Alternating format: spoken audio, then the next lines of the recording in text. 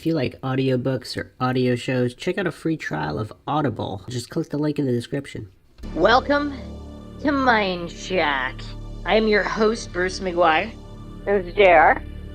And I'm here with government agent JR, or alleged government agent. He refuses to provide his exact credentials or the exact agency he works for. But I'll leave it up to the listeners to decide if they can figure out which agency, if they can. But we are back with the long-awaited Men in Black Encounters 3, where I have uncovered even more information about the Herbert Hopkins account that we have gone over in the past two Men in Black Encounters episodes. So if you haven't checked those out yet, make sure you listen to them. We go over all different types of Men in Black Encounters, but particularly the Herbert Hopkins account, which is one of the most interesting Men in Black encounters on record. As always, if you enjoy the podcast, you can donate to our PayPal. Just check the link in the description. Make sure you subscribe to the channel, hit the bell for notifications. Make sure you allow your device to have those notifications come in. And if you're still not getting them, you can just go to youtube.com/Mindshock to see all the latest podcasts in a variety of topics: paranormal, conspiracies, and true crime cases. If you like this particular podcast, hit that like button, share it across social media platforms, of which you can find us on Twitter, Facebook, Reddit, and Patreon. Patrons do get priority for case topic, logical analysis, co-podcaster requests, questions, comments, theories, thoughts, suggestions, rebuttals, debunkings of any kind. Leave them in the comment section. All right, so first of all, before we do another deep dive into the Men in Black, do you have any information on this ongoing disclosure news? I mean, Trump, Biden, the U.S. Navy. It seems like they're intentionally leaking these little tidbits about UFOs, UFO disclosure, etc. Well, first and foremost, Bruce, I would like to, assure your viewership, although I'm not willing to disclose my exact government position, we were one of the few that weren't furloughed. So that gives the hopefuls that are, playing the Rubik's Cube behind the scenes something to work with in terms of trying to figure out where I actually work. Let me ask you a question. Let me ask you a question though. If you did work for a particular agency, perhaps let's say you don't work for the NSA or the CIA theoretically, would you reveal which agency you did work for if it was not a top intelligence agency? It's not about top intelligence, Bruce. It's about the physical harassment that occurs, public versus private. And, that I think spans through agencies that are not even regarded as classified or anything else. There's a public perception that the private, or private perception that the public sector is somehow owned by the public. And that's not necessarily true. I mean, we're just old-fashioned folk. Here's a question I got. I got an email from a listener who wanted you to answer this question. If you worked for I guess they want you to flat out answer, do you work for a shadow government agency in general? That would mean not the known agencies. And I'm sure you wouldn't want to answer that, but I'm going to ask it anyway. Do you work for one of the known agencies or unknown agencies? Can we phrase it that way? Well, I'll answer it this way. Based on my bank routing information, and based on the way I get paid, I work for a known agency. Whether or not that agency is employing me simply because I work for a shadow type entity or have worked for a shadow type entity is another matter. However, in order to be paid everyone else is in the world, or in America rather, I am employed by a known regular agency. That said, that doesn't really mean dick when you work for who I work for.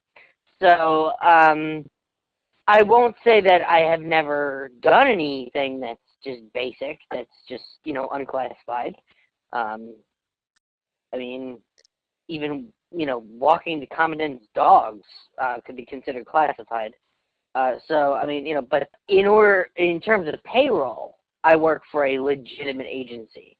Have I been asked to take billets that are outside the scope of that agency? Yes. And that's what I'm willing to give to your viewership.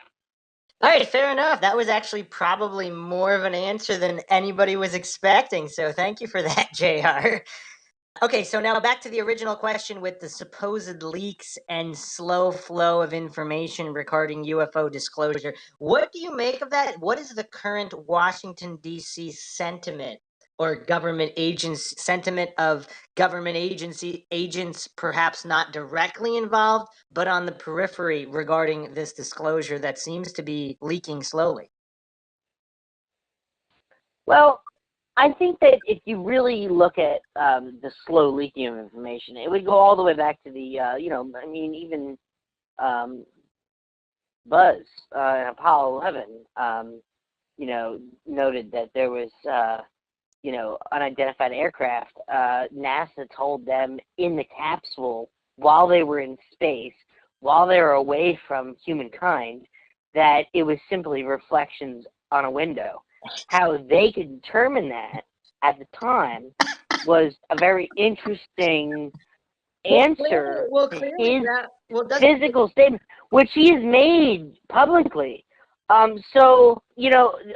Government, if you've ever worked for the government or if you've ever been associated with any agency, whether it's local or municipal or county or state or federal, you know that information trickles upwards.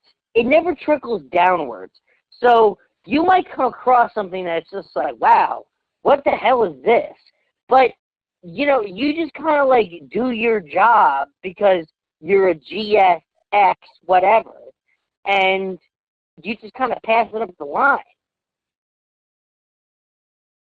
And I want to be clear to your viewership that, the presidential staff and the executive branch of government isn't necessarily like the end-all be-all.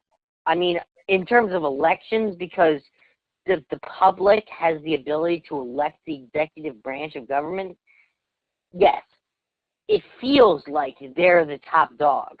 But, in terms of the military filtering and the research, filtering and the chemistry filtering and all these biosciences that exist, there's a lot of filtering that may occur before the executive branch ever gets some sort of final dossier that's placed on the president's desk every morning. So even though he's responsible for talking about everything, he might not even know what the fuck is really going on. He just has to make it like point A to point B in front of the media in the press room. Okay, so regarding the Apollo comment, so do you believe they actually went into space? I mean, for all the Mindshock listeners, we actually did a podcast. We have a podcast series on the Apollo missions and whether or not they were a hoax, and if they I believe that they touched physical space in terms of they transcended beyond the ionosphere.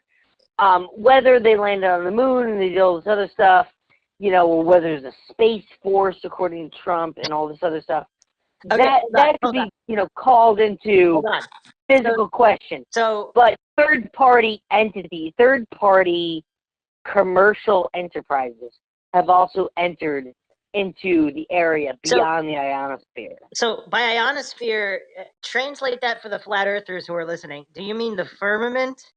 Or in your belief, there is no firmament, or is the firmament something like the ionosphere? Well, the flat earthers, I have a problem with some of their scientific evidence. Some of it is actually pretty interesting, but I will say that in terms of like overall, I believe that let's put it this way, Bruce. People have exited into a capacity on Earth or beyond Earth where there is zero gravity. That has been confirmed. Whether or not there was a moon landing, whether or not there was all these other things that happened, okay. All right, it has been physically proven.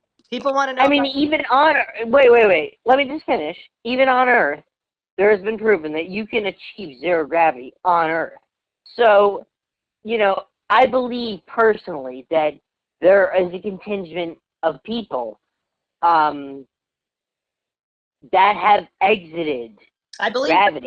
I believe the flat earthers would use that evidence, and the flat earthers can chime in here. They would use the evidence of so-called zero gravity being done on Earth. That's what's being purportedly done in space.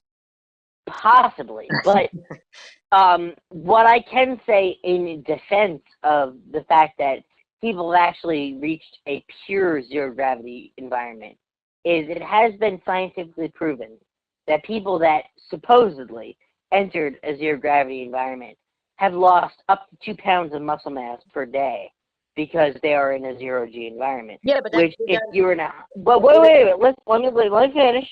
If you're in a hospital bed and you're just laying there in a non-movable state, you can also lose 2 pounds of muscle mass per day. So you can do it with gravity, you can do it without gravity.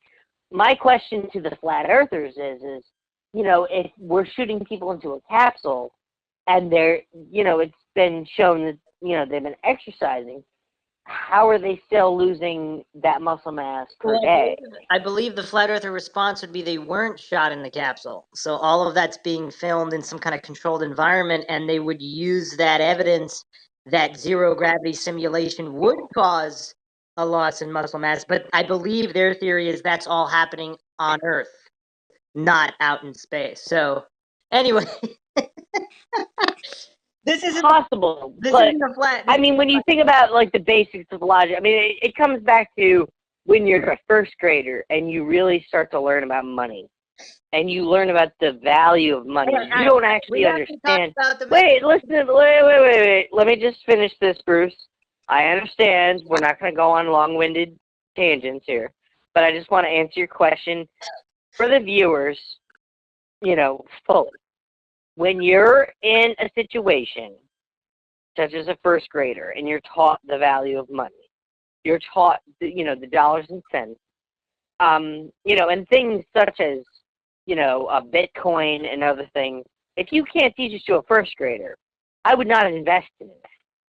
A first grader is actually a very good investment tool because it's very raw.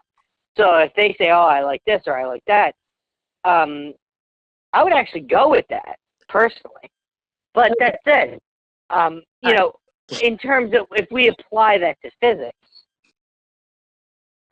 yes, the flat earthers still have their domain. However, at a certain point, the Earth, unless you're willing to concede that the Earth is the only existence that exists. I believe that's their whole point. Which is mathematically deficient. We're not gonna get JR. We could have you on again for a flat Earth math podcast where we can go over all these in a logical fashion. The people are here for the Men in Black encounters. So I found an interesting review here. It's currently posted on pelicanist.blogspot.com. I'm not sure if this is the original place where this article was found, but I'm going to read from this to jog everybody's memory. If you have seen the previous Men in Black Encounter podcast, but not in a while, this was on the Pelicanist. This was published February 2009. The sad truth behind an MIB story. Fortean author Mike Dash has tipped me off about an interesting development to one of the most famous MIB cases in the UFO literature, the case of Dr. Herbert Hopkins from Maine. Hopkins had been the consultant hypnotist who had performed the hypnotic regression for this 1975 abduction case in Maine involving recalled memories of strange mushroom-headed entities. Mike Dash continues the story in his indispensable book, Borderlands. And I believe Maxwell Powers, who was on the podcast with us previously, he asked about the regression case that Hopkins was covering because that was theoretically connected to the Men in Black visit. And at the time, there was very little information, and there's still very little information about it, but I was able to dig this up, and we will go over it. And I've also found a member of Herbert Hopkins' family who actually used to have a blog, which has since been offline, but I found the archives of it. So we will go through this information to shed some light on one of the most famous and first Men in Black encounter stories. So this is an excerpt from Borderlands, perhaps the oddest and most detailed of all MIB incidents actually sprang from the main encounter of 1975. 6 months after the incident had occurred, a local doctor named Herbert Hopkins was alone in his home when he received a call from a man who claimed to be the vice president of a UFO organization. The caller had heard that Hopkins had spoken to Stevens and Gray and asked if he could call to discuss the case. Hopkins agreed, and within a matter of seconds, far more quickly than seemed possible, a man appeared at his back door. Hopkins let him in for some reason, not even asking his name. The stranger, he thought, looked like an undertaker. He was dressed in a just pressed black suit, and when he removed his black hat, Hopkins saw that he was not only bald, but lacked eyelashes and eyebrows. His face was white, his lips a vivid red, and he asked his questions about the case in a flat, unaccented voice. At one point, while Hopkins was talking, his visitor brushed his gloved hand against his face, and the doctor saw with surprise a red smear appear on the back of the glove. The man was wearing lipstick. So, JR, if you ever pay someone a house visit as a government agent, do you put on lipstick? No, generally, we just merely show credentials, and they either, confirm or deny our entry. That's protocol. Then came the threats. First, Hopkins's visitor executed a bizarre conjuring trick. Slowly dematerializing a coin the doctor was holding in his own hand with the comment, "No one on this plane will ever see that coin again." Okay, so we were just talking flat Earth, and I don't know if we made that connection the first time around. This man in black is calling this realm of existence a plane. Do you find that strange, JR? Keep in mind, this is 1975. There are no flat Earth websites out there. Yeah, well, but there was also, the counterculture, movement that was still prevalent. So, and it was reaching an epiphany. So, yes, I could say that in terms of referring to our current state or time, I guess, that which we all exist as a plane, I could see it being stated, but was it proven that it was simply a plane? I don't know. I think that might be an odd turn of phrase. I don't know. Everything about this man in black seems odd, but let's continue here. Next, Hopkins was told to destroy all the tapes and notes he had made of his meetings with Stevens and Gray. If he did not, the man threatened his own heart would vanish in the same way that the coin had. Now, JR, if you're threatening somebody as a government agent, is that the type of threat? Would you do a magic trick where you'd make a coin disappear in someone's hand and then threaten their heart would disappear the same way as you perform the magic trick? Are these typical tactics of a government agent? No, I would say they're not typical. But that said, performing a magic trick and then, demanding something, especially in the era in which you're stating, depending on how inebriated the individual was on whatever substance, that might play into Because I mean, it's been proven that we don't necessarily have to be completely honest when we make statements or do things. So in order to coerce, which unfortunately is we don't like to talk about that, but it does happen. It's possible that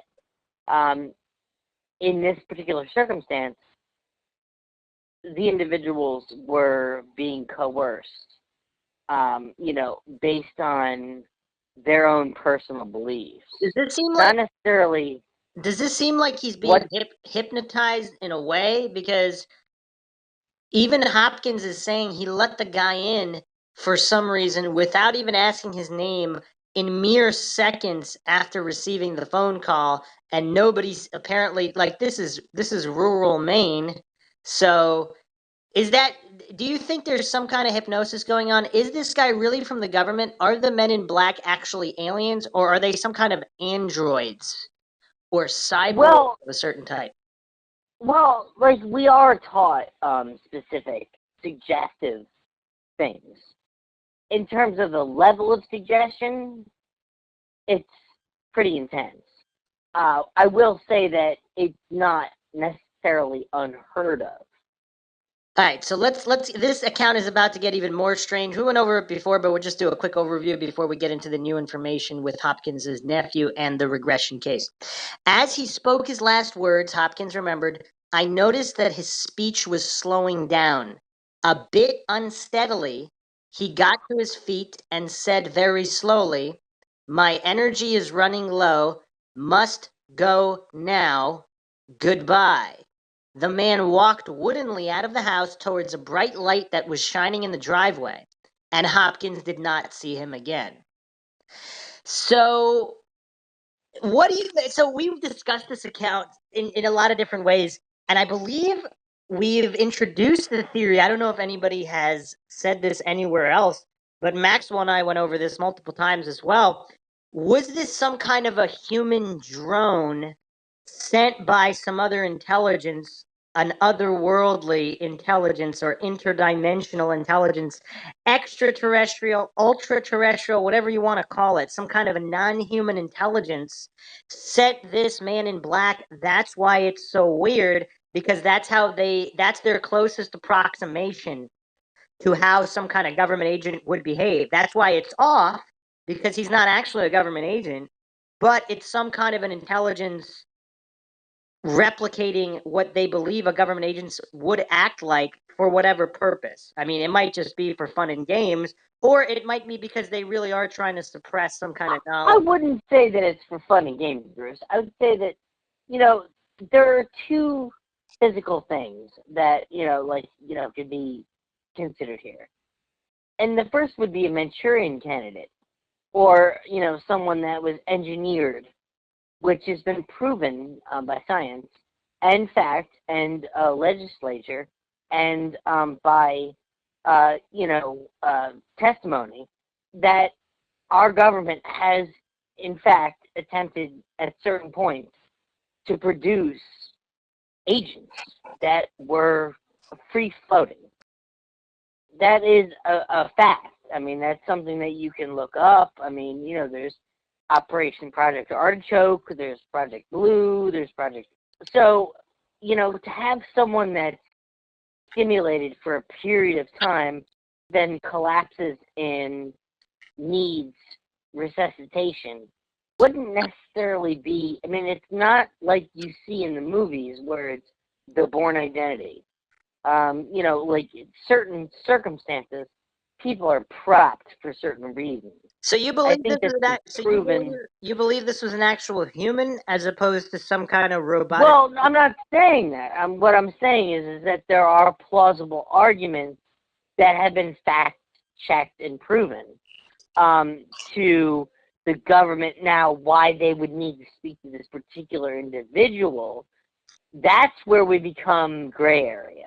Well, that's where we become... I was specifically asking whether you thought that a non-human intelligence sent this particular robotic entity to replicate an agent. I can't answer that because I'm not a part of the entity that would send a robotic. And so, I mean, like, to me, I that's unclear because, I understand the way our government does things on a very minute, very sophisticated, probing level. But that said, I also don't see what the point to speak to someone in, like, the rural portions of Maine would benefit anyone, Well, including any type of terrestrial. Well, if you were non-human entities and you were playing some fun and games and you didn't want to be caught, so to speak, wouldn't Maine be one of your? That would be a top choice. You wouldn't do it in the middle of New York City or Los Angeles or Chicago. You'd want to do it somewhere rural where you wouldn't necessarily be caught messing with the humans. Possibly, but what would be the reparations of actually messing with humans? Well, I don't know. That's you're something. capable of producing all of that. It's kind of like ants. So, I mean, it's kind of like, like, if you're able to do what you're speaking of, then why not go to, say, a cornerstone? Why go to a remote location? Perhaps it's the equivalent of some kind of adolescent non-human intelligences not wanting to get in trouble with their parents or whatnot, so they didn't want to get caught. We don't really know. I mean, that's the thing about a lot of these cases. There's so many unknown variables. But let's see if there are clues in the case that this guy was covering. But before we get to that, let me continue here. Some new information throws an entirely different light on this account. An internet blog by Hopkins' nephew, also called Herbert Hopkins, reports that, quote, my uncle was unfortunately a fantasy-prone individual, craved the center of attention and limelight on a base level. He sometimes just made things up, no matter how hyperbolic, to top everybody else. As brilliant as he was in many areas, however, he was unskilled at fiction. And for much of the 70s and 80s, he was an alcoholic. Every night was spent alone with a magnum of wine. He made his own wine, too, in a still in the basement. He would stumble up the stairs at about 5 a.m., tripping over the invisible dog. How did I know about the invisible dog? Well, a handful of times when I was sleeping over, I would be awake and hear that tripping and inevitable curse, goddamn dog. The real dog, incidentally, was next to me on the bed, staring out at the hall, wondering what the hell the thud had been. End quote. The bottom line for this particular Men in Black tale is unfortunately pretty mundane. This mysterious being in black, inspired by cheap fiction and alcohol, probably less of malicious intent and more from some sad need for attention, was alas a simple lie, one that needs to be corrected for those into serious research in the area. You can read the full account here on howardhopkins.blogspot.com. It's no longer active, however. The Hopkins family seemed to have been a pretty odd crew, and Harold Jr. presents another experience from his rather eccentric relatives. So this is another one of the accounts. What seemed kind of creepy to a kid now seems, well, not so much. In fact, it was so full of gaps and silliness, you have to wonder why some of the legitimate journals on paranormal research would even bother to treat it with any validity. The truth is, again, pretty obvious and simple, but unfortunately mixed with family sadness. Remember the part I mentioned about John not recognizing the couple but bringing them home anyway? At the time, we kids weren't privy to what went on there, but later John told me. John and Maureen were swingers. Is that term even still used? It was fairly common for other couples to be coming and going about that place. As a kid, I thought, wow, they sure have a lot of close friends. Yep, very close. So they might have brought home an alien or two. Not such a big surprise.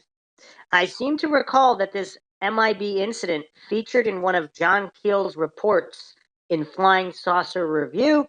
It also appeared in dramatized form in a remarkable play called All Along the Watchtowers. performed at the Institute of Contemporary Arts in London. There is a view of it somewhere in the crumbling back copies of Magonia. I'll try and dig it out, and put it up here. Again, thanks to Mike Dash for this tip-off. Borderlands is an excellent book, and you should have a copy. What do you make of that? Well, I mean, it's possible that, I mean, the thing is like with most reports, it's very convoluted. I mean, there's a lot of loopholes on both sides of the line that can be, like hooks.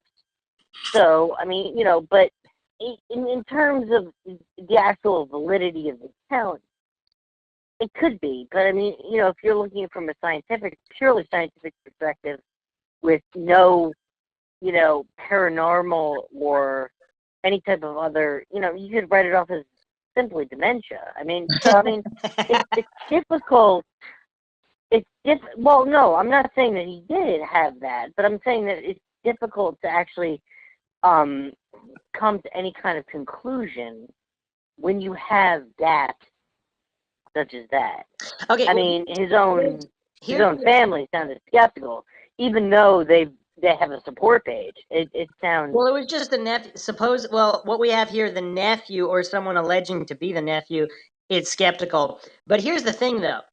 A lot of people make stories up at different times. That doesn't mean they lied about every single story they ever made up. Now, I'm not saying he was lying or not lying. I'm just saying a guy involved in some guy's UFO abduction case happened to, if the man in black visited him, he would have visited him whether or not he was an alcoholic, whether or not he had dementia. So regardless of whether this guy... They could have visited him because he had those specific conditions. Yeah, but that's my next point too. I've discussed this with Maxwell in the past too. A lot of people say that meth addicts or drug addicts, their paranormal encounters with demons or other creatures can just be written off because they're drug addicts. But I postulate this. If drugs affect your brain to such an extent that it opens up your mind to more of reality, to what you normally wouldn't see in your regular consciousness level, if it thins the veil, so to speak, where you'd be able to be influenced by other entities more easily than if you were sober.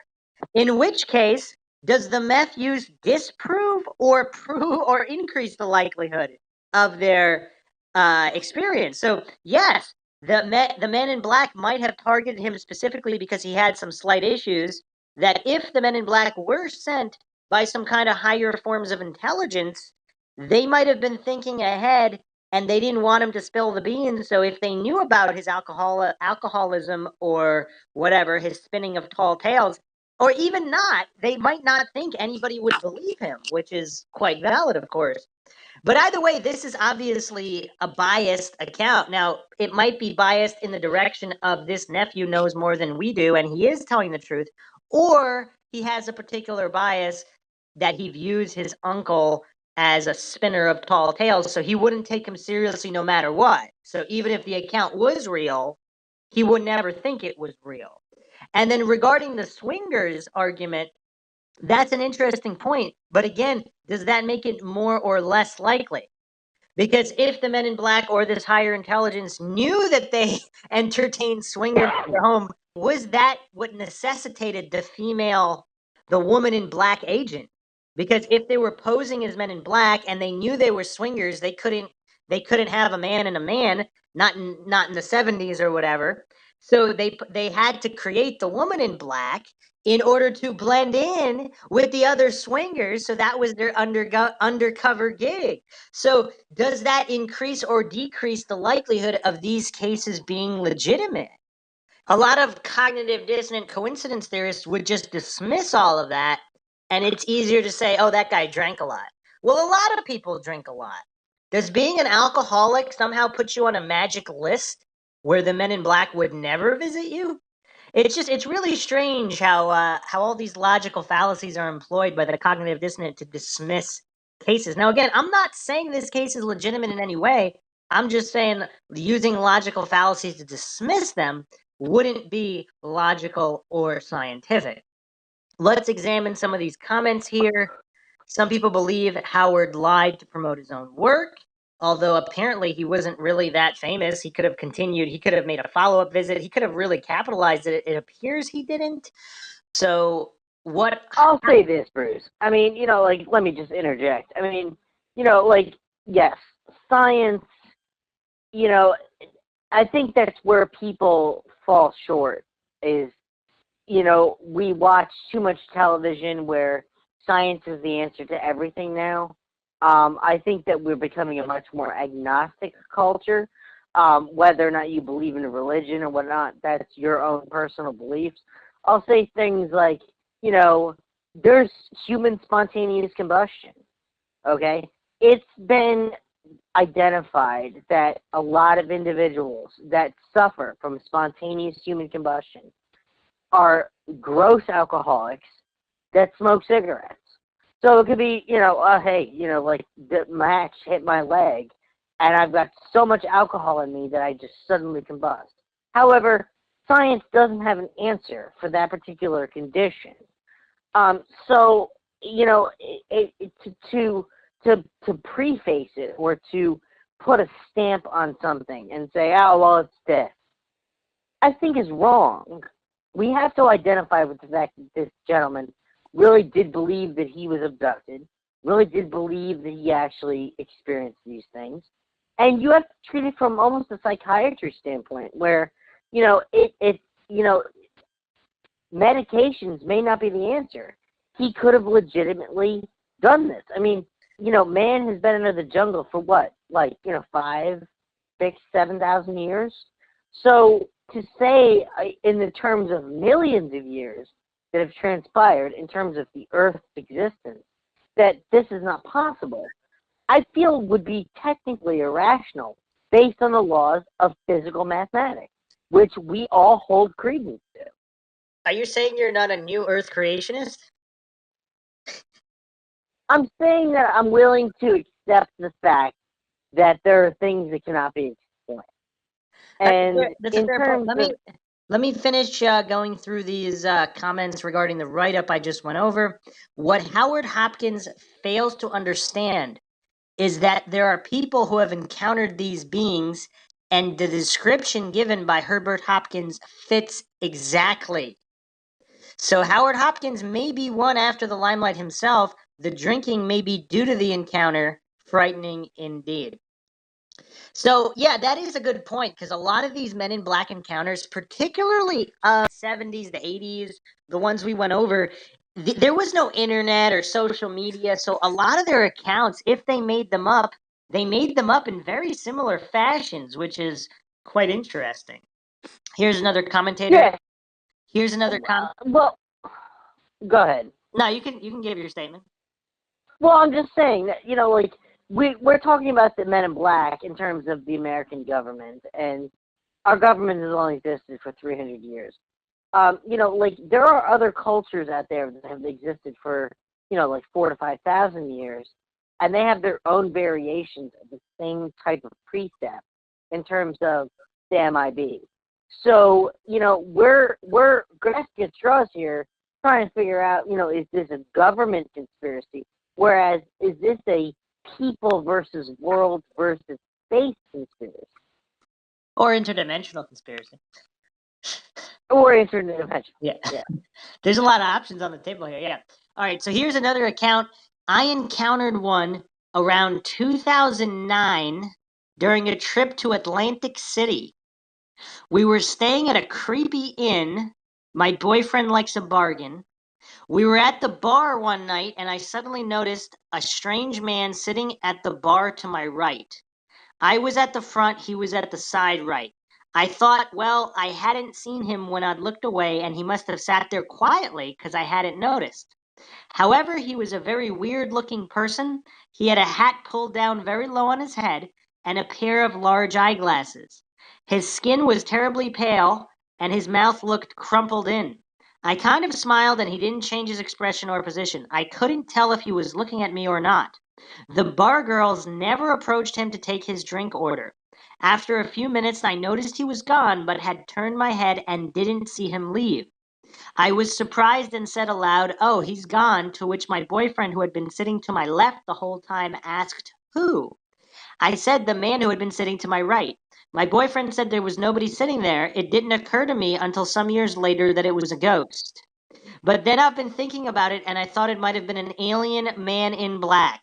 I've seen a lot of ghosts, as I am a medium with over 30 years experience, doing it before it became popular and everybody thought they were a medium. I've seen a lot as real as you, and I bet this guy did not look normal.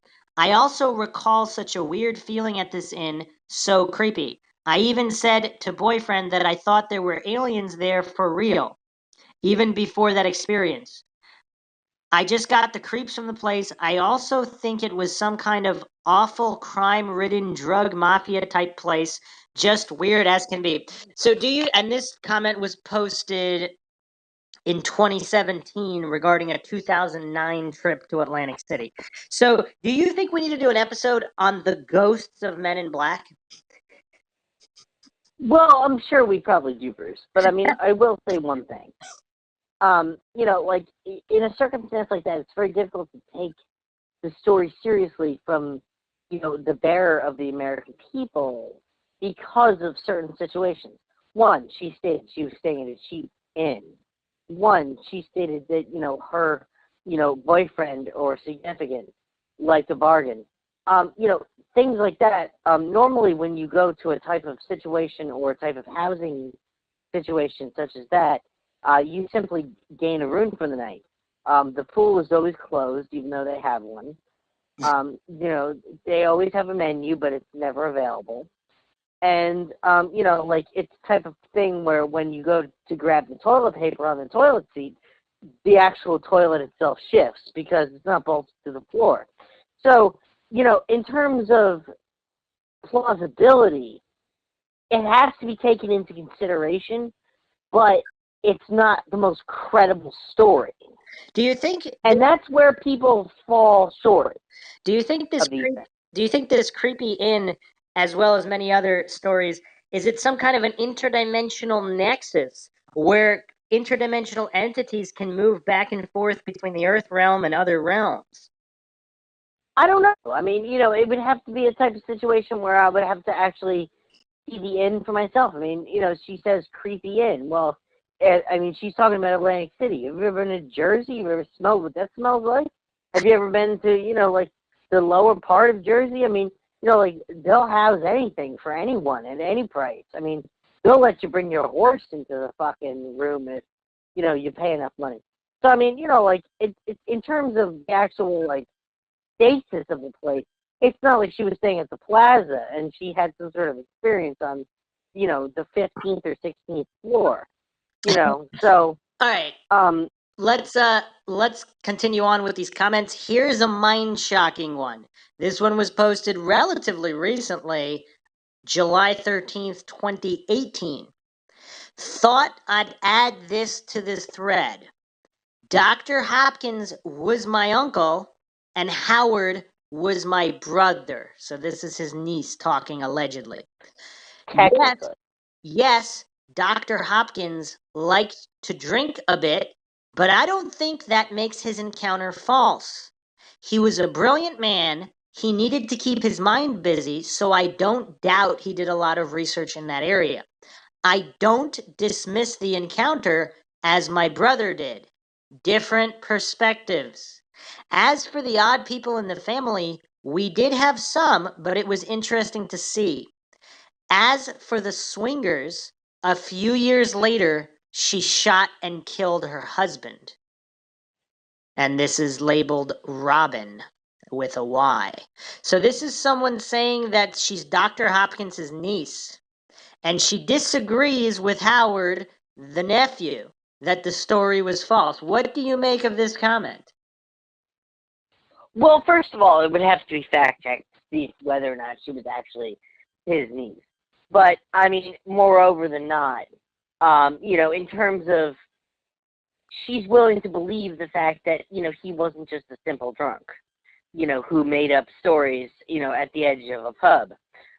You know, so yeah, I mean, I could see where, or at the end of a bar rather, I could see, you know, that you know, there's a certain amount of identifiability. There's a certain amount of kinship. But I mean, again, her statement doesn't necessarily prove or disprove anything. It's simply just a statement made by, made on behalf of an individual,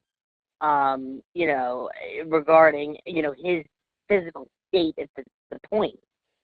So, I mean, it's evidence, but I wouldn't call it, concrete pounding, if that's what you know. So Howard Hopkins, the nephew, apparently died in 2012 at age 50.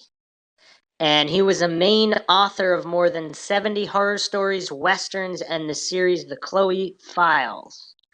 And you can find his obituary online. Well, gee, Bruce, I mean, at least an Amazon link to his work as well.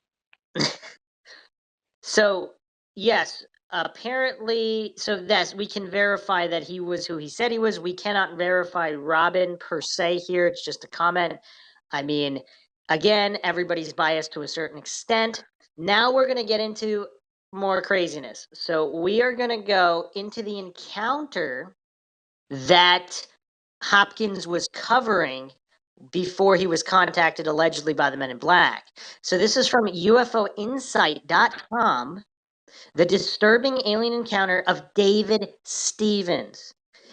And this was written by Marcus Loth, published August 29th, 2018. Alien abduction claims steadily increased throughout the United States in the 1970s. And while it was still several years away before abductees were regularly appearing on the sofas and comfy chairs of tongue-in-cheek daytime chat shows around America, some remarkable incidents were beginning to surface. One of them occurred in October 1975 with the account of two young men from the upper northeast of the U.S., Maine, perhaps more famous as the setting of many a Stephen King novel. Although there were two witnesses to this bizarre encounter, only one of them, David Stevens, would be willing to talk publicly about the ordeal, and was also the only one who would undergo hypnotic regression in order to reveal the full extent of the apparent otherworldly events. Following extensive sessions, including separate interviews with members of his family by several leading doctors, it was determined repeatedly that Stevens was very much telling the truth. An object as big as a football field. It was coming up on 3 a.m. in the early hours of October 27th, 1975, when 22-year-old David Stevens and his friend Glenn Gray were driving along a quiet road in the countryside just outside Oxford, Maine. Theirs was the only vehicle on the road, their lone headlights cutting through the thick darkness of night in front of them. That was until a brightly lit UFO as big as a football field filled their sights. The strange object would head straight for their car, maintaining a position directly over their moving vehicle for several moments.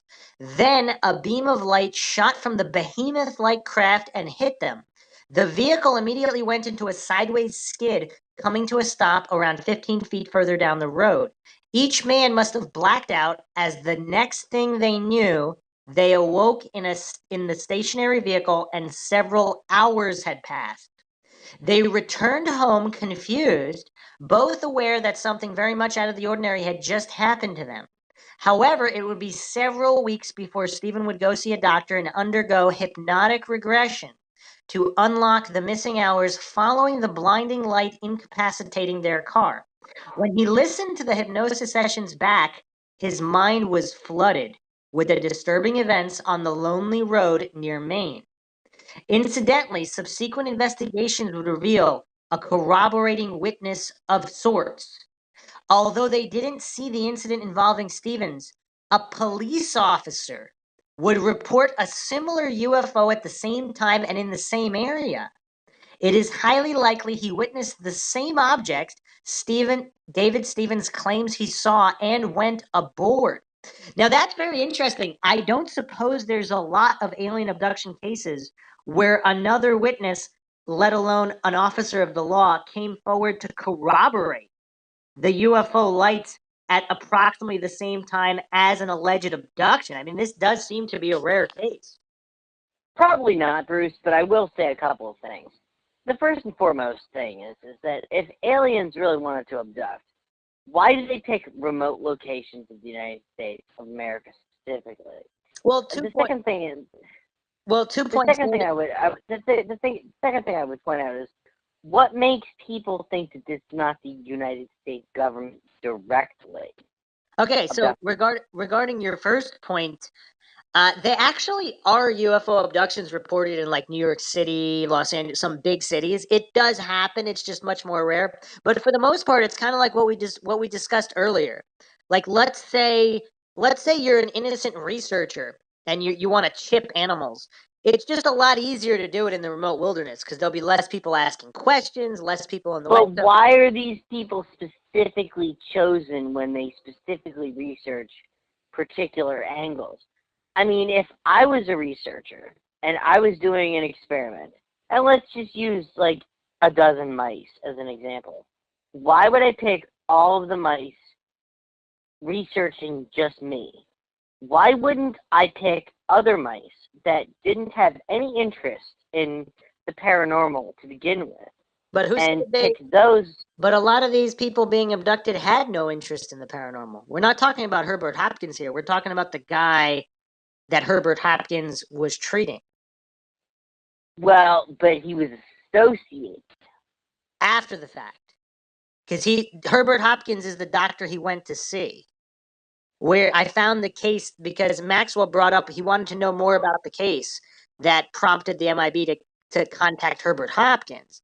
So now we're looking at the David Stevens account, and it wasn't just him. So he had a passenger with him who I guess was so scarred he didn't want to talk about it, but he was willing to talk, and we're going over the account here. Regarding your second point, it is very possible, and we discussed this in the past, that the U.S. government is behind the alien abductions. It's some giant experiment and some kind of MK Ultra type experiment. Or they're interdimensional entities. Who knows? Again, this is Mindshock. The only thing we know for sure is that we don't know anything for sure. All right, let's finish this account.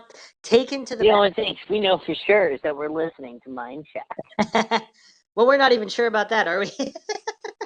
What if this is a hallucination? It depends, Bruce. All right, taken to the back roads. Although the men had seemingly blocked them out of their minds, the strange events appeared to begin before they spotted the huge, brightly lit object. Around 2:30 a.m., while heading towards Lake Thompson, their car suddenly came under some outside control. The pair would find themselves on the back road to Oxford. However, the car appeared to be elevated off the road. Stevens would recall the pair went around a curve and suddenly saw these colored lights in front of them. They were only visible for a few seconds before two big bright lights filled all points of their vision. The next memory Stevens has is of looking down on the car from the window of a strange room. Then he noticed the strange creature enter the room. He would describe the strange being as around 4.5 feet tall, with extremely pale skin. Perhaps strangest of all was the mushroom shape of its head. There were two eyes without eyebrows, and in place of a nose were two dots. Around his body was a sheet or robe. And keep in mind, this is the 70s. So this is before the mainstream media jumped all over UFO encounters like in the 80s, 90s, 2000s, which is interesting. So he might have made this description without knowing that it was a typical description of a gray alien. All right. A message sounded inside his head to not be afraid, suggesting to investigators telepathic communication. The creature then guided Stevens to a different room in which there were several other figures the same as the first. The room had a distinct medical type feel to it, including what appeared to be an operating table on which he was told to get on. Once there, samples of his blood were taken. When he was asked to undress, instead of complying, he took his chance and lashed out, hitting one of the creatures. All right, so again, we have another anomaly in this case that's quite different. Most alien abduction cases result in people claiming to be paralyzed of some nature or just some kind of very powerful telepathic communication where they just complied because they were in a way psychologically telepathically coerced to do so in a way, or just hypnotized to such an extent that they just felt there was no danger and there was no need to resist. Examination, although the action on Stevens's part did cause the creatures to back away from the table slightly, they merely persisted that he would not be harmed and asked him to undress for examination. Eventually, the surreal nature of the experience already weakening any resolve he might have, Stevens did as they requested. The next thing he knew, a large device with an arm like an X-ray machine was moving over him. As the device was moved over the entirety of his body, a distinct clicking sound rang out. They would retrieve samples of his hair and even of fingernail clippings. Those would go into some kind of strange-looking tubes. He was then asked to redress, which he did, immediately realizing he was suddenly in another room, again looking out of a window. Then his memory appeared to fast forward once more as he was suddenly back in the driver's seat of his car with Glenn in the passenger seat beside him. Both were just coming to, and the vehicle was still in the middle of the lonely road in its sideways position. Even more unnerving, however, the large craft remained over them. Stevens quickly started the engine and pulled away from the scene. They would go as far as the town of Poland when the strange object finally disappeared from sight. A short time later, they turned the car around to head back towards Oxford. Not long after doing so, the car once again came under the control of an external force. The pair would find themselves in a dark lane overlooking Trip Pond.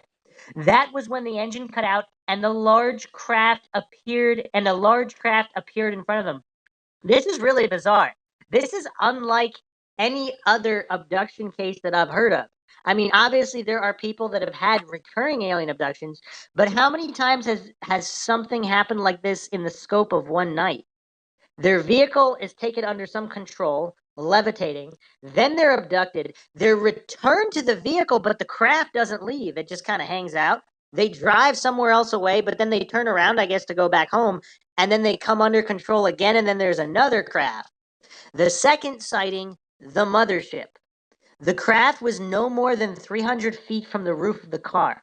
As they looked in awe at the unbelievable display above them, each also noticed two smaller crafts emerge from the water.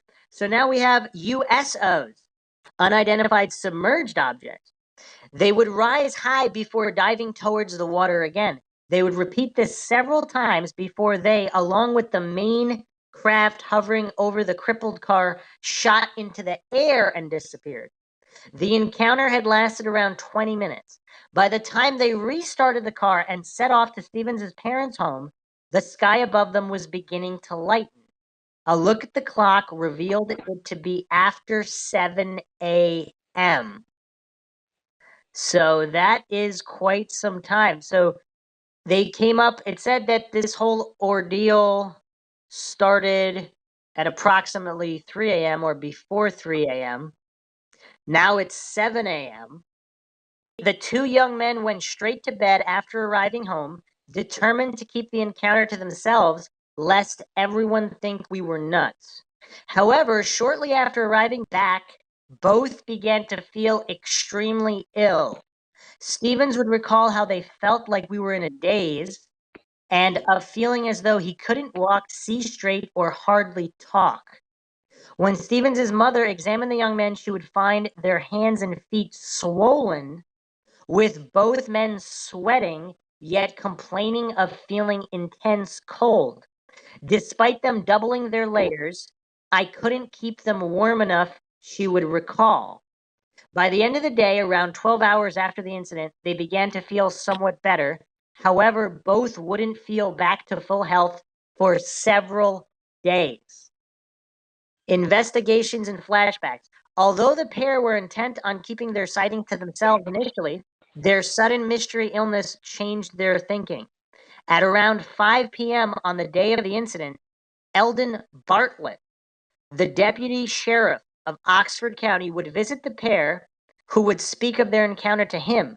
He would recall how the two young men's fear was evident and how both of them appeared nervous and anxious.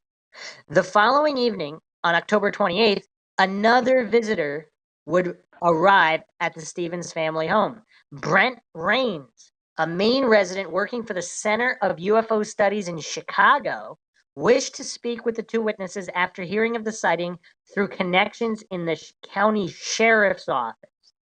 So again, note they didn't go to the media. It was the sheriff and sheriff leaks or whatever, people calling the sheriff to find out about it. He would note the same nervousness as Bartlett, although their actions were far more normal in his opinion, given the almost certainty that something did happen that was unusual.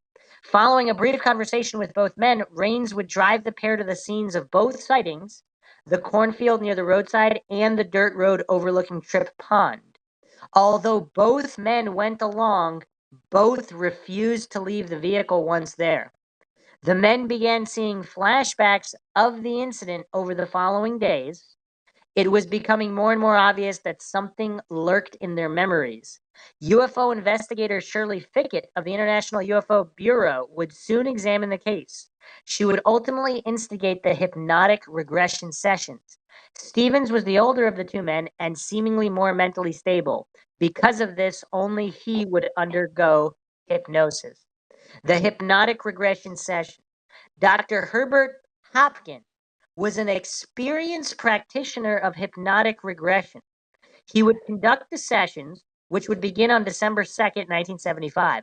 Stevens's parents would sit in on all of the sessions, as would investigator Fickett. Hopkins would find Stevens to be frank, straightforward, and I believe honest. That was a quotation. He would further describe him as shy but not evasive. Interestingly, certain questions would fail to bring forth answers from Stevens, even though Hopkins would ask the questions clearly several times. Hopkins would later state his belief that Stevens, quote, was inhibited by some means by these creatures, so he wouldn't reveal everything that went on. It took a deep level of hypnosis to get anything out of him, end quote. This last details an interesting point. UFO investigator Daryl Sims, who also uses hypnotic regression in his work, entertained the notion that such entities were aware of the retrieval of information through such means almost 2 decades later while investigating an apparent mass abduction in Houston, Texas in 1992. And we'll definitely have to do a dedicated podcast on that case because, Yeah, by the way, have you heard of Daryl Sims? Supposedly he's an ex-CIA officer as well as a UFO researcher. I'm not going to talk about that verse. All right. What is perhaps most interesting is Hopkins's changing perspective. He was adept at the use of hypnotic regression. This was his first time, though, working with a person claiming alien abduction. He would state that he believed Stevens's version of events. Furthermore, that the sessions had completely changed his mind on the issue. After having no interest in the subject originally, he was now convinced they exist. He would offer further that UFOs must be of extraterrestrial origin because of the nature of the creatures he described. It's a weird story and it hangs together. Further endorsement of the claims that would come from Dr. Bernard Schwartz several months after the incident in January 1976. He would question both Stevens and members of his family intensely and would conclude that, quote, David is telling the truth. It is a weird story and it hangs together, end quote. Schwartz would go on to highlight how many similar cases awaited discovery in respected scientific journals across the country. Furthermore, Many others in the medical profession should look to take an interest in this and other cases like it. As if to hammer home how little the men had to gain from the encounter, both would lose their jobs, and they were the target of ridicule for many in the local community. Stevens would cope with the encounter by wanting to get to the bottom of it. His younger friend, Glenn Gray, on the other hand, would react in the complete opposite way. He wouldn't speak to anyone about the incident, certainly not the media. He simply wished to forget about the entire episode. Incidentally, Stevens would suffer from a feeling of, quote, UFOs watching or following him, end quote, for a considerable time following the incident. He would also found he would tire a lot quicker than before. Furthermore, he would experience rushes of having a tremendous appetite for no apparent reason. While the case of David Stevens is most certainly one of the most intriguing and widely accepted to be credible, it was while working on this case that the claims of Herbert Hopkins of a mysterious member of the Men in Black visiting him surfaced in September 1976. So this is very curious because apparently Herbert Hopkins was not a believer. And then after these regression sessions, he became a believer. What do you make of that? Well, I mean, it's difficult to say. I mean, like when you're faced with, multiple different situations from multiple different people, it becomes hard to dispute. It's kind of like, am I wrong? Am I thinking clearly? But when there are other people, it gives unique perspective. So this is an anonymous commenter from the Pelicanist blog spot that we went over earlier. I suspect his lies went beyond the Men in Black and he had an influence on David Stevens. I say this because I knew David Stevens personally for years. Despite Hopkins claiming David was a clean living guy, David told me himself he and his roommate not only abused whatever drugs they could get their hands on, but they were high the night this occurred. He has not believed this actually happened to him since approximately 1980. Another item of interest, anyone that lived in Oxford prior to the 90s will tell you, if you didn't have a pile of money to throw at a satellite dish, you were basically stuck watching WCSH6. No cable, lots of mountains. On a great night, you might get 3 stations. 7 days before David Stevens' abduction, the Betty and Barney Hill TV movie, The UFO Incident, aired on NBC. WCSH6 is an NBC station. If David had the TV on that evening, odds are he watched that movie. That mixed with the drugs led to encounter, and Hopkins milked it for attention. So, and this comment was made on February 2nd, 2019. An anonymous commenter who said he knew David Stevens personally. So if they knew him personally, I'm assuming they lived in the area since they're talking about the TV station, so they don't know about the police officer who corroborated the UFO lights. They don't know that they lost their jobs and were heavily ridiculed. So how is that milking it for all it was worth? They didn't do the media rounds or anything like that. So this commentator is either lying or someone who maybe did know David Stevens and knew he was a drug user or whatever. But a lot of people use drugs, especially in the 70s, right? So what does that really prove? Well, Bruce, I mean, it could be also that he had encountered so many real cases that, a false case, it might seem like a real case. I mean, that happens. Well, here's the other thing, too. If David Stevens was working at the time the Betty and Barney Hill TV movie was on, and he didn't see the movie, that would be interesting as well, because this guy is assuming he did. He's also stating that he stopped believing it actually happened in approximately 1980. So years later, he all of a sudden stopped believing it happened. I don't know. I don't know. That comment seems very, very strange. Or perhaps if this is a friend of David Stevens who also did a lot of drugs, he doesn't have a clear recollection either. There's just a couple more points in on the nephew's blog that I wanted to go over.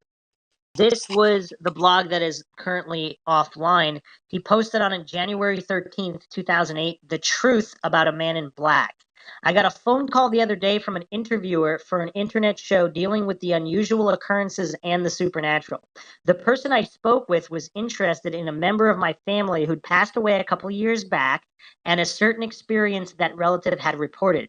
I hadn't thought about the story in ages, but it was an interesting conversation and dispelled something that had probably gone on for too long. My uncle's name was Dr. Herbert Hopkins. Most of you will say, huh, and rightly so. A few of you who are like me, interested in studying legitimate, unusual phenomena, may recognize the name, and a handful really into investigating strange occurrences may know exactly who I'm talking about. Those who don't, stay tuned and I'll fill you in. A bit of background in a couple areas on my uncle himself and the peculiar phenomena known as the Men in Black. My uncle was well known locally and somewhat nationally for a couple reasons. He was a renowned allergist and made who's who for his pioneering work with MS. He had a genius level IQ and knew it. And as in the case sometimes with folks like that, nothing I'll personally ever have to worry about, had trouble relating to people he thought beneath him in intellectual ability, though conversely he constantly craved an audience no matter what level. He was often very cold and distant, clinical, the exact opposite of my aunt, who is a lovely, caring woman, if easily deluded. I spent nearly an entire summer living with them while my mother was going through a number of operations, and for the most part, I loved every minute of it. Some of my best memories are the holiday times we spent there, at least with my aunt and cousins, because relating to Uncle Herb was difficult on the best of days. God forbid you did something stupid because you'd be belittled for it, and at times I was stupidity prone. Okay, so right off the bat here, we have a guy, he's already made who's who. He's already locally and nationally renowned. Would a guy like this feel the need to make up a story about a man in black for attention? He's already got attention. So there's Not necessarily. he seems to be conflicting here. Also, he seems to admit that he has a sort of some personal bias here because he was a silly, goofy kid and his uncle kind of chastised him for it. So he seems to be prejudiced in that area. So is this his way of getting back at his uncle? The other thing he says here is that in the 70s, he ran a psychic church. The only thing he says there, I have some stories about that, but I'll save those for another day. So again, we don't know if that was really true or not. And he put church in quotations. What does psychic mean? Because supposedly before this abduction case, he didn't believe in any of this mumbo jumbo, spiritual mumbo jumbo. So again, this guy, his nephew, seems to really have somewhat of a pretty heavy personal bias. And again, perhaps his uncle did tell some tall tales or exaggerate stories just for the sake of grand storytelling. Now, a lot of people do that. People who've had paranormal experiences and people who haven't. So, again, is it a black and white logical fallacy to just dismiss it outright? So, that's what we have here from this guy's blog. And he just constantly keeps going on about how he was an alcoholic, he was fantasy prone, etc. But he only brought up a couple little instances. An invisible dog, which could easily, if you're a grumpy old man, possibly drinks a lot, you might mistake tripping on something over being a dog. I mean, that happens all the time, doesn't it? Why would it be strange? The other post here we have that he posted January 23rd, 2008, more MIB weirdery. As I mentioned in my exploration of my uncle's experience with those enigmatic men in black, a related incident occurred with my cousin and his second wife a few days later. The alleged happening occurred on September 24th, 1976, and at face value seems even more incredible than that of my uncle's Dr. Herbert Hopkins encounter. The other thing that doesn't make sense, if this was only days later, that's not enough for all the tabloids and the media and milking it. So why would they make it up that short time later? It seems like if they were going to make it up for media attention, they would have saw all the attention and the hoopla and then later on made their own story. That's usually how it works for people who are making stuff up. This second encounter is, of course, with the woman in black, which is interesting here he gives a little bit more of a thorough account. My cousin's name was John. His wife's name was Maureen. We called her Moo for short, but I won't go into the reason. Hey, at least she didn't have three of them like another relative I know. Not sure if he's relating to cows there or not. And they lived on an apartment on the property. The apartment was on the second floor over the garage, about 100 yards from the main house, separated only by a large, wide driveway. John was the older of two boys, Herb Jr. being the youngest and much less fantasy prone. He and I got along pretty well, and he was always starting this band or that. He was a talented bass guitar player. Maureen was talented at things the adults didn't really speak of around us kids. Anyway, the story goes something like this. On that fateful night of the 24th, Maureen received a mysterious phone call from a chap who claimed to know John. This man asked if he could visit for a while. John went to a local fast food place to pick them up, bringing both the man and his woman companion back to the apartment. John did not recognize either. Okay, stop here. Anyone else think it is odd that this fella supposedly knew John, yet John didn't recognize him and brought him back to his home anyway? I'll explain the reason a bit later. Or again, if it's a man in black and they're doing some kind of weird hypnotism. Both visitors appeared in their mid-30s, were odd, wore old-fashioned clothes. John never told me how old-fashioned, which decade the clothing came from. I don't think he really thought it through that far. The woman was a bit peculiar, with breasts set very low and something wrong with the way her legs joined at the hips. Both strangers walked with short steps while leaning forward as if afraid to fall. John and Maureen being the hosts, they gave each stranger a Coke, though the visitors never took a sip. They sat awkwardly on a sofa. The man began asking very detailed personal questions. Okay, we went over this before. You can see where this is going. As a kid, I discovered a curious missing time element in the story, and no one would tell me why. I think I've got it all figured out by now. At any rate, the woman announced a bit later that she wanted to scram, but when the man stood, he made no move to leave. He stood between the woman and the door. It appeared that the only way she would leave was by walking in a straight line to the door. So she asked my cousin to, quote, please move him, her companion. I can't move him myself. Then suddenly the man left, followed by Miss Straightliner, walking in a perfect line without even a goodbye. There you have it. What seemed kind of creepy to a kid now seems, well, not so much. It is so full of gaps and silliness, you have to wonder why some of the legitimate journals on paranormal research would even bother to treat it with any validity. Again, his bias is just screaming through here in these blog posts. The truth is, again, pretty obvious and simple, but unfortunately mixed with family sadness. Remember the part I mentioned about John not recognizing the couple but bringing them home anyway? At the time, we kids weren't privy to what went on there, but later John told me. John and Maureen were swingers. It was fairly common for other couples to be coming and going. Anywho, John was unfortunately addicted to a number of narcotics, like his father, alcohol. Maureen was into recreational drugs and booze as well, and a particularly friendly gal. Both imagined all sorts of things on a nightly basis and did all sorts of things that are unmentionable here. John was basically a good guy, but in desperate need of affirmation and attention. So he seems a completely different character than the doctor, especially from his father. Yeah. Unfortunately, he never got it. And things happened past that point that got rather murky. They all up and moved 1,000 miles away from Maine to Florida. A short time later, I got a call from John asking to come stay with us for a couple days so he and his mom would come back to visit the old beach hood. He had terminal liver damage from all the drugs, which he finally kicked. We expected him and his mom the next week, and we never heard from him again. Maureen, in a story I don't really know all the reasons for, shot and killed him in their backyard. The last I knew, she was still in jail, but that was quite a while back. It's funny the way life goes sometimes, isn't it? How the outrageous can in a heartbeat turn to the tragic. Well, at least in my family, the mysterious men in black can be put to rest, if not the memory of my cousin. Next time, maybe I'll touch on the psychic church and the ant with 3 tatas. All right, so again, this guy seems to have some incredible biases, and just in basic psychology, I'm sure you know this, I'm sure a lot of the listeners know this. Within a family dynamic, a lot of times certain members of the family, they go along with the family, and other members go completely in the opposite direction. Very Yeah.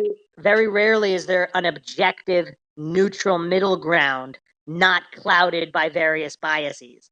And we can see that clearly here. So again, I'm not saying these Men in Black encounters were real.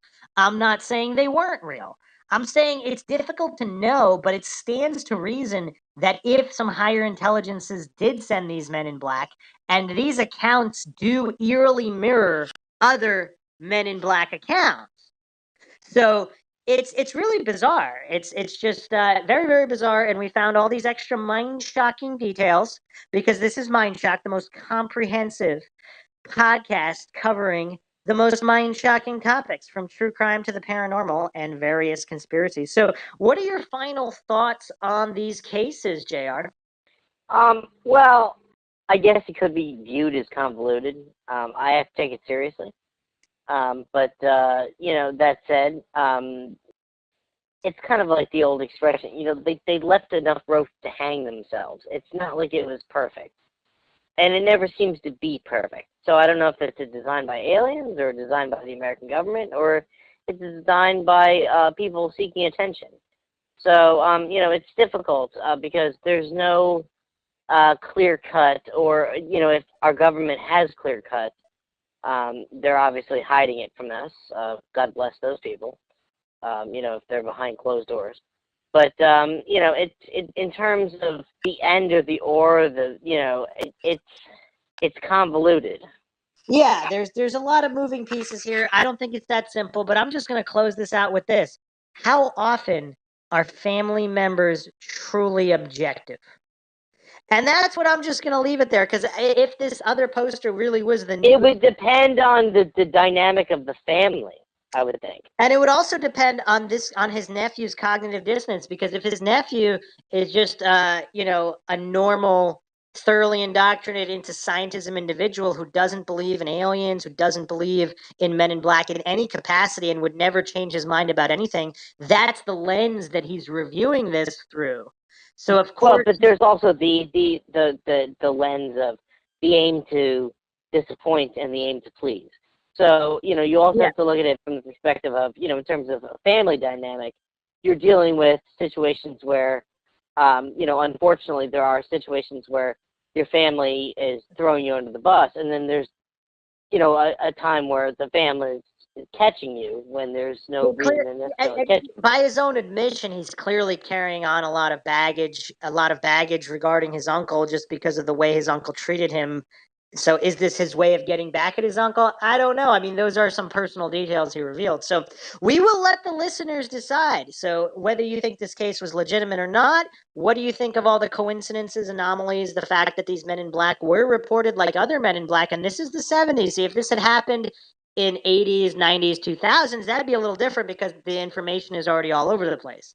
Back then, I mean, it's a little bit more interesting and intriguing that they were described as such. As always, if you enjoy the Mindshock podcast, you can donate to our PayPal. Just check the link in the description. You could also become a patron. And obviously, patrons help us get more and more mind-shocking content out to you guys at a faster frequency. Patrons get priority for case topic, logical analysis requests. You could also be a guest on the podcast depending on your tier. You could also check us out Twitter, Facebook, and Reddit. Questions, comments, thoughts, theories, suggestions, rebuttals, debunkings of any kind, leave them in the comment section. If you like this particular podcast, hit that like button and share it across social media platforms. And make sure you subscribe to the channel, hit the bell for notifications, make sure your device allows those notifications to come through. And you could also just go to youtube.com/Mindshock to check out all of the mind-shocking content in comprehensive fashion and logical analysis, unlike any other podcast out there. This is Bruce McGuire signing off. And JR tapping out. We'll catch you guys next time.